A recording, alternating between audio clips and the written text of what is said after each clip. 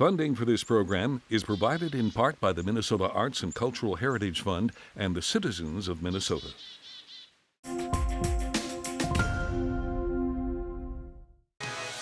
Coming up next, off 90. Food security in Mower County, a glider regatta in Albert Lea, the Flame Movie Theater in Wells, a sheet music publisher in Winona, and 2 drive-ins in southeast Minnesota. It's all just ahead, off 90.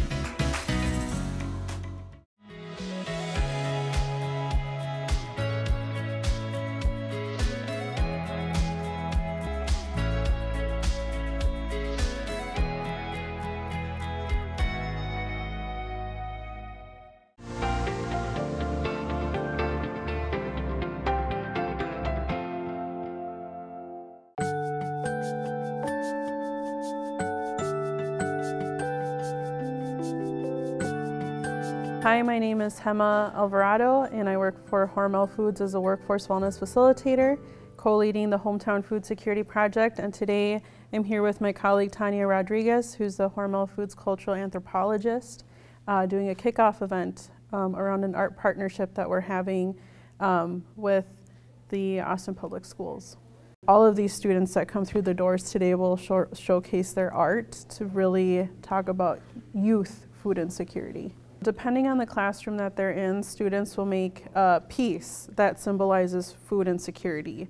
So the photography class might have one assignment where the ceramics class with Jessie Smith might be making ceramic bowls to showcase what food insecurity looks like. Y'all got some really great large-scale food art sculpture going on. Y'all got a giant fork right down the street. Now, when you have a big fork, what do you need? A big spoon. And if you have giant utensils, you need a giant to eat with them. So there you are in Blue Earth. So you actually make art from food. My name is Dr. Tanya Rodriguez. I'm the cultural anthropologist for Hormel Foods. Today we're going to be talking about the intersections of food and art and discussing how art is a tool for social change and social justice. It's really about trying to help students understand the power of art, and it's really about them being able to see and activate on their own power, their voice, their ability to be food advocates in their community and within their cultures. So the Hometown Food Security Project is a simple yet complicated effort to really make sure that no one in Mower County goes hungry. So our current food insecurity rate is at 7%, and we want to bring that down to 3% for Mower County residents.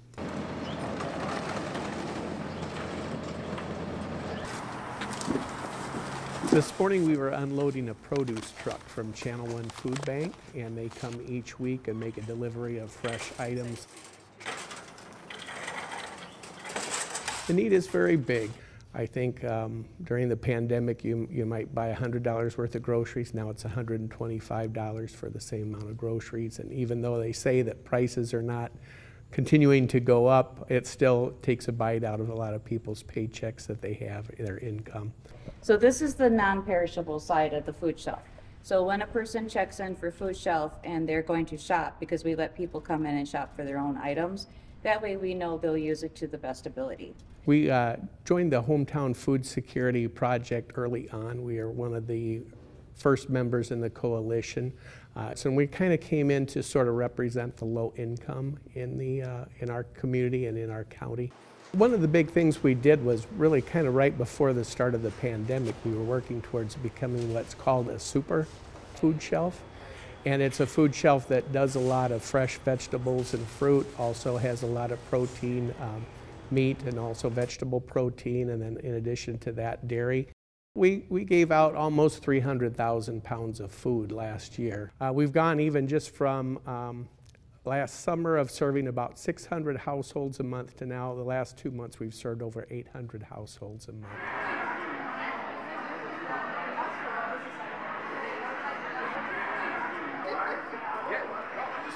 We have an exhibit called A Work of Art, Creating Food Security. So we have different vessels of communication. We have some students who wrote an essay if they were in an AP geography class We had a ceramics class, digital media, photography, drawing, and writing. And each teacher had a different assignment for them to do, all centralized though around the theme of food insecurity. Dr. Tanya Rodriguez did, I think, 5 or 6 assemblies back to back. And after each one of them, some students stayed back and wanted pictures with her, or had stories to share about their lived experiences or what they knew about hunger or how they could get involved in the fight against hunger in our hometown.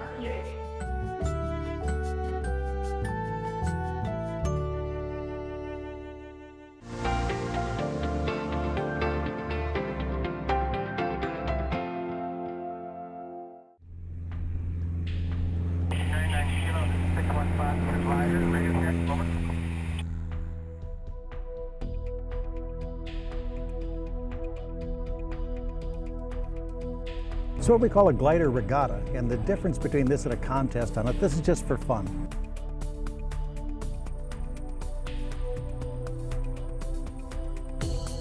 We started doing this about 25 years ago, and someone woke up and says, you know, it's been 25 years, we should do this again just because it's fun. Most of these people are from around Minnesota, and some from Wisconsin, a few from Iowa. When we have the glider contests out here, we get people from all over the world. We hold the U.S. nationals here, and we've held 6 of the 7 classes of gliders competitions in the country.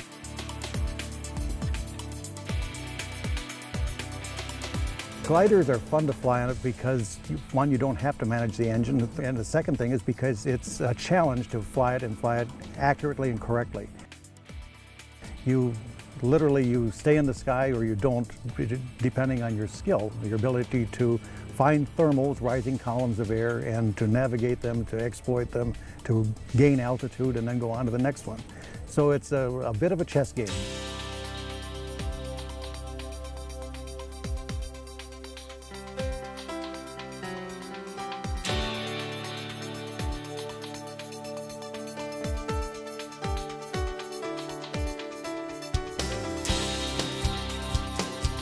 So many people think that gliding is difficult, and it is. It's difficult in that you have to be able to navigate and find unseen thermals and these kinds of things.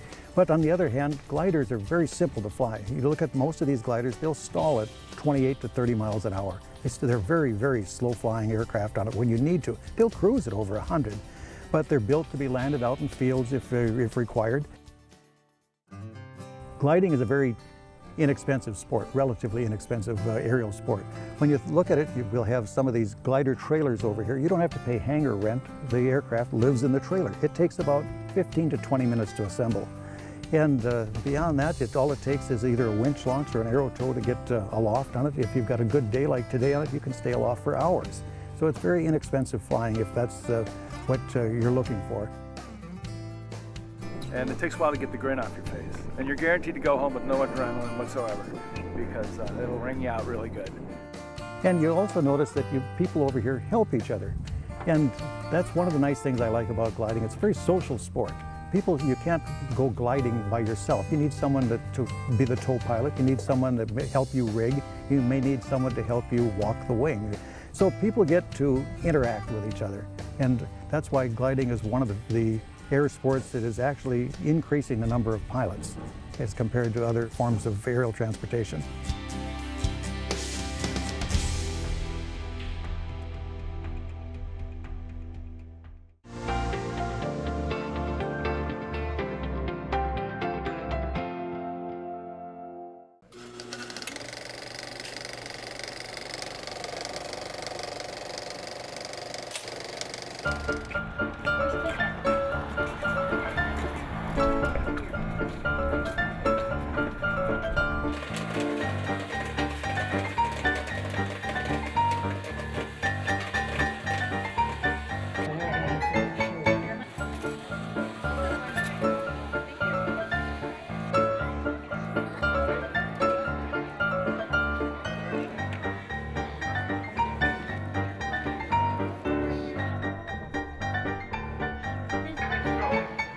Wells doesn't have the world's largest ball of twine.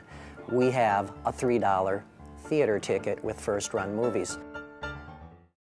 Hey, Betty! Hi! I'm Betty Roberts Olson, and the kids all call me the theater lady. I started working at the Flame Theater in 1965. The former theater owners, Sid and Helen Heath, asked me if I would work for them because they wanted to go to a wedding, and I said yes, I would, for a week. But I ended up working 45 years.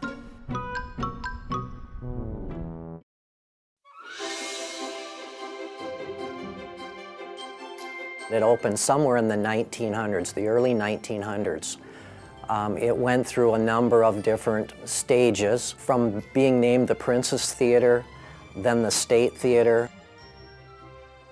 I'm Ron Hartman, and I've been the chairman of the Flame Theater Board for about 14 years.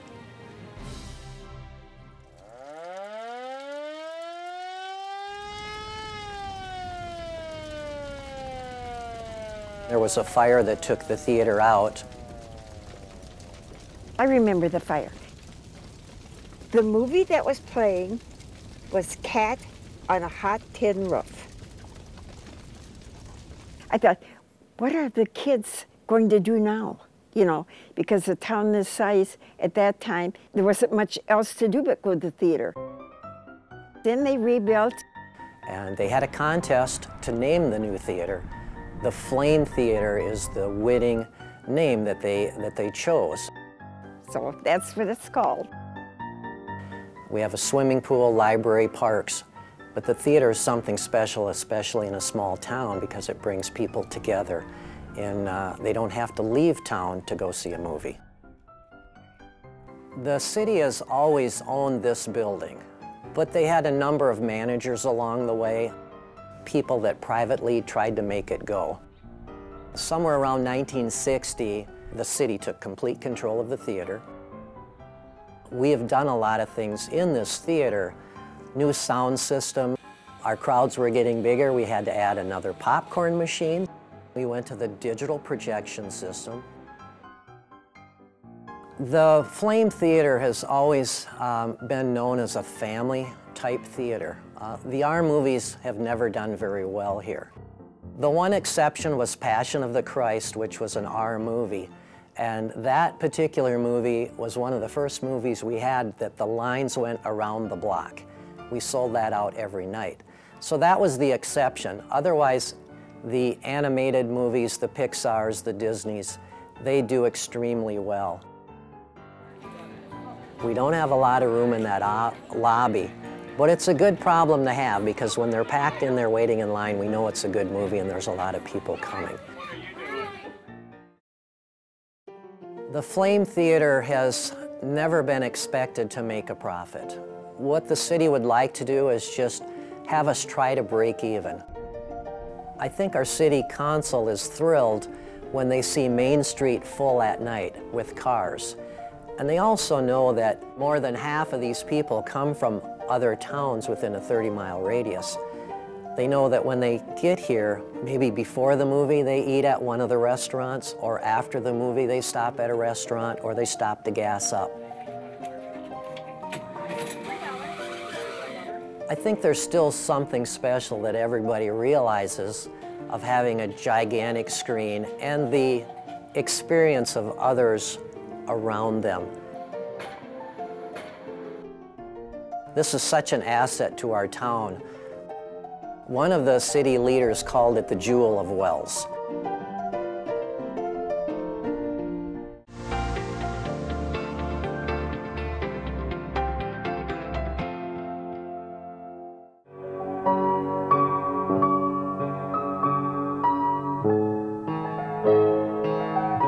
Hal Leonard does have a mission, and it is to get music to everyone, no matter where they are in the world.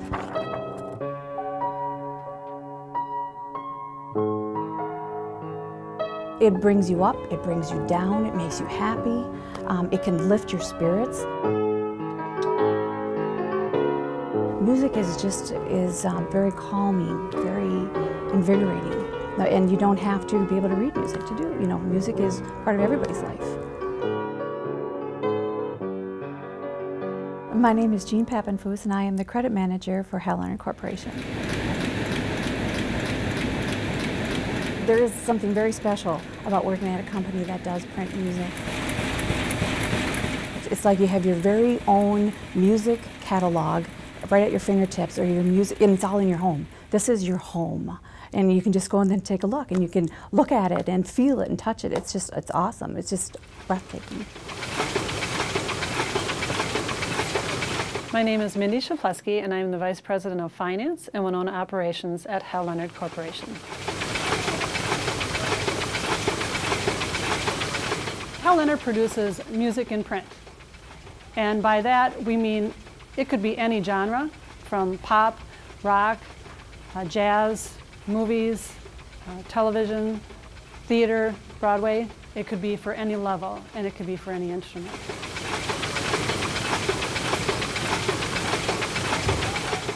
Hal Leonard was a popular dance band formed in the 1930s by Harold Hal Edstrom, Everett Leonard Edstrom, and Roger Busticker. And the Edstrom's father was not fond of his name being associated with a band at the time.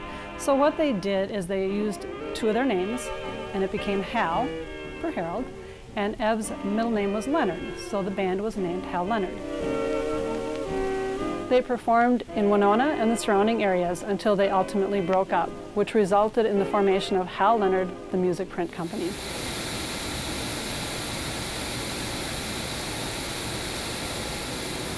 One of the reasons I think printed music is important is because it allows people to recreate something that's been in existence either for a short time or for a very long time. The printed music takes music created by individuals and allows it to live on for years and years to come, and for infinite number of people to enjoy.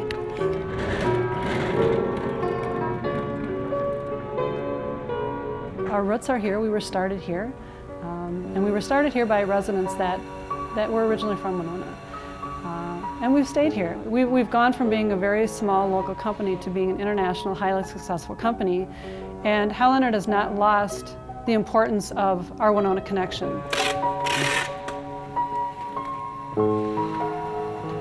We have 3 facilities in the Winona, Minnesota location. Production, distribution, warehousing, and administrative functions are located in Winona. In Milwaukee, we have business affairs, product development, sales, and marketing.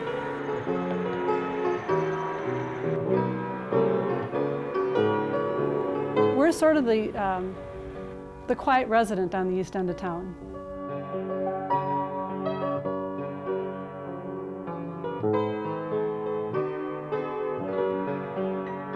Although I think most musicians easily recognize the Hal Leonard name, it's safe to say that a vast majority of Winona residents do not realize that we're located right in their backyard.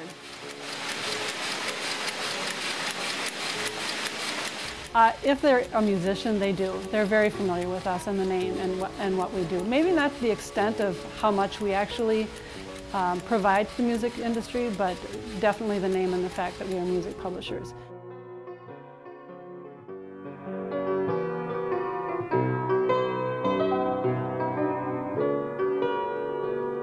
Music is a part of everybody's life. Music is around us. Music is within us. Music comes from your heart. Music comes from your soul, and everybody has it.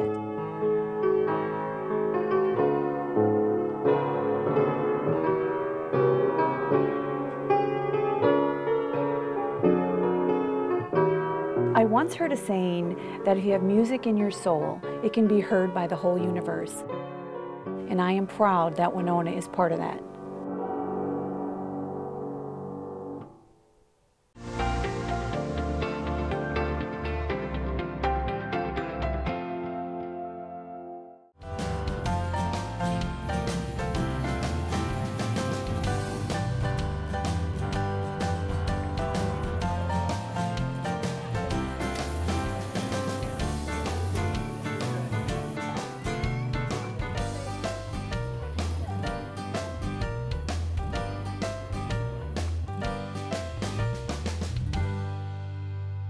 My name is Tim Gloszewski. I'm one of the owners here at the Lakeview Drive-In. We've been around since 1938. I think this is our 79th year in business, and we're here on a cruise night. Well, Lakeview was originated in 1938 by a gentleman named Emil Brzezinski. My dad purchased it in 1977, and he kept it till 1992. My brother and I bought it in 1993, and we still run it today. If you look out to your right here, we have Sugarloaf Hill, and it's a beautiful view. Back in the 50s, you used to do a thing called dragging the gut. And dragging the gut was driving your hot rod down 3rd Street. But this is kind of a tribute to dragging the gut, stopping at the drive-in and having a nice cold root beer, seeing the car hops in their poodle skirts. So they'll actually come out to your car and wait on you. And we have little trays that hook on your window. And you can eat your meal in your car, or you can sit at a picnic table here. Back in the early days, before the war, most car hops were men. The cars used to come in, and they call them car hops because the men used to jump on the running boards of the car, and they used to follow them right into a stall. Well, what happened was the war came along, and the men went to war, and all that was left was the girls. So then the girls started doing it, and for some reason that caught on. I can't imagine why. But it's nice to have a nice-looking girl come out and wait on you. We've had an awful lot of people on special events. I know we had one time 175 cars. It was a Mini Cooper night. We had them parked in every nook and cranny and on the neighbor's lawn and over in the park, and there must have been 500 or 600 people here. Some nights you just can't believe where people come from. They come from Hastings and Rochester and the Twin Cities and Black River Falls and Wisconsin Dells. We had Lady Bird Johnson here one time. When Lakeview was first started, there was 7 items on there. Hamburgers, cheeseburgers, French fries, I think root beer, buttermilk. I don't think milkshakes were even available at that time. Right now we have 6 pages of menu items. Yeah, we have pizza, yeah, we have tacos, but burger, fries, and soda is pretty much how America eats. I do have a classic car, yes. I've got a 1951 Ford pickup. This happens to be Chevy night. So I left my Ford pickup at home. You got to be part of the group. You got to have a car.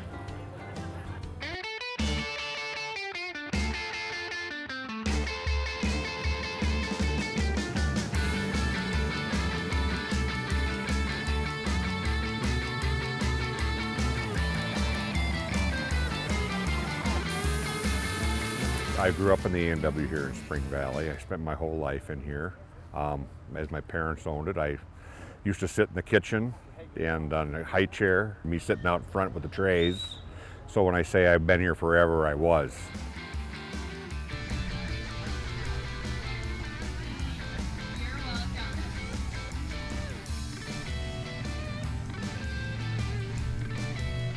I just think was a fun era. With the drive-ins, tell me how many drive-ins are around. This one has been a drive-in since 1956.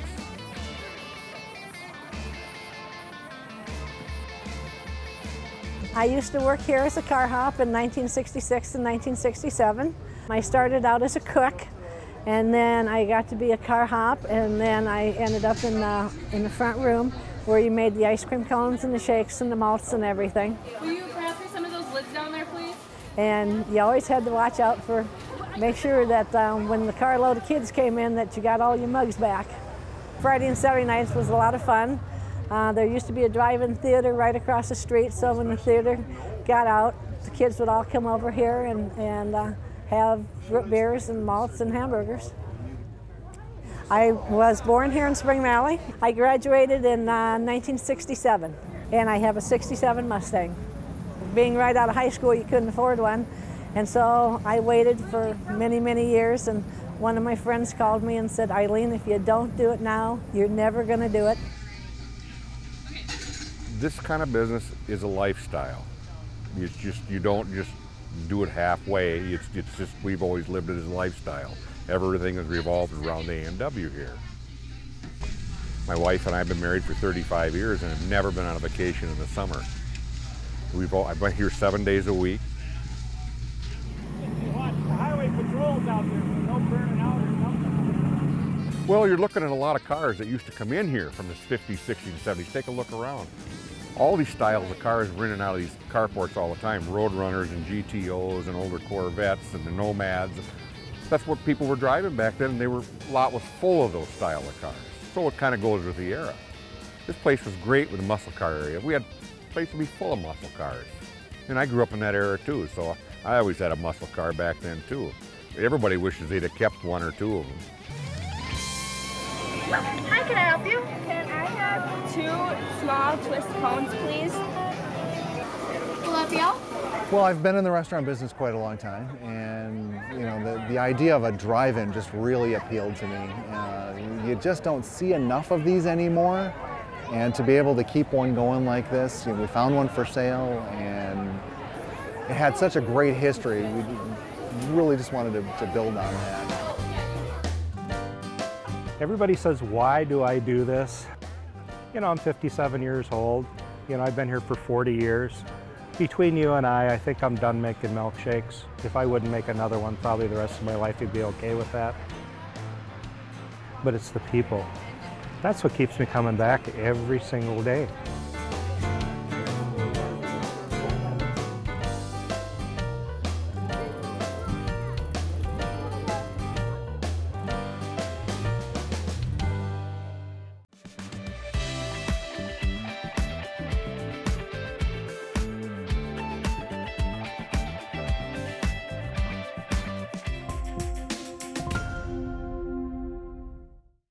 Funding for this program is provided in part by the Minnesota Arts and Cultural Heritage Fund and the citizens of Minnesota.